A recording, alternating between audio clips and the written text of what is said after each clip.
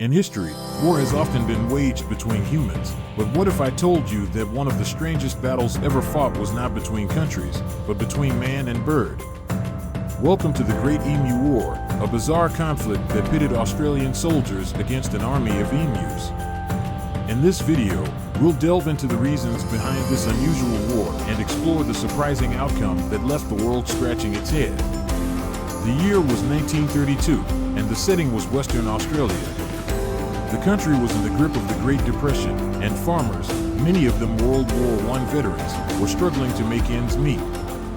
To make matters worse, an estimated 20,000 emus, large flightless birds native to Australia, had migrated into the region, wreaking havoc on crops and farmland. The emus, in search of water and food, descended upon the farmers' wheat fields, consuming and trampling the crops. Desperate for a solution, the farmers sought assistance from the Australian government. They proposed a rather unorthodox solution: enlist the military to help cull the emu population. The Australian government, seeing an opportunity to garner public support and assist struggling farmers, agreed to the proposal. In October 1932, the military was deployed under the command of Major G.P.W. Meredith, armed with Lewis machine guns, 10,000 rounds of ammunition, and an optimistic spirit.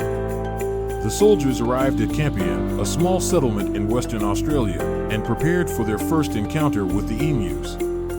On November 2nd, 1932, they spotted a flock of about 50 birds.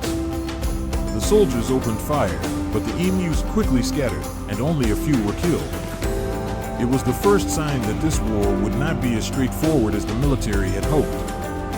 Undeterred, the soldiers tried a new tactic. They mounted the machine guns on trucks, hoping to chase down the fast-running emus. But the rough terrain made it difficult to aim, and the emus easily evaded their pursuers. In the second engagement, the soldiers again managed to kill only a few birds. Over the next few weeks, the military continued to pursue the elusive emus, with little success. The birds, with their remarkable speed and agility, seemed almost immune to the soldiers' attacks.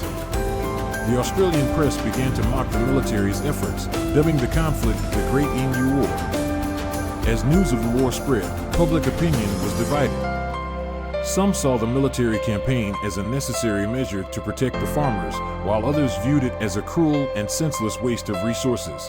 The government faced increasing scrutiny, with critics questioning why they were targeting emus instead of focusing on the larger issues at hand, like the Great Depression. Finally, on December 10, 1932, after 6 weeks of fruitless attempts to curb the emu population, the government called off the campaign. Major Meredith and his men were recalled, and the Great Emu War came to an unceremonious end. It's estimated that only around 1,000 emus were killed during the conflict, a far cry from the 20,000 that had invaded the region. The Great Emu War remains one of the most bizarre episodes in Australian history. The military's failure to defeat the emus has been attributed to several factors, including the birds' incredible speed, their ability to scatter in the face of danger, and the challenging terrain of Western Australia.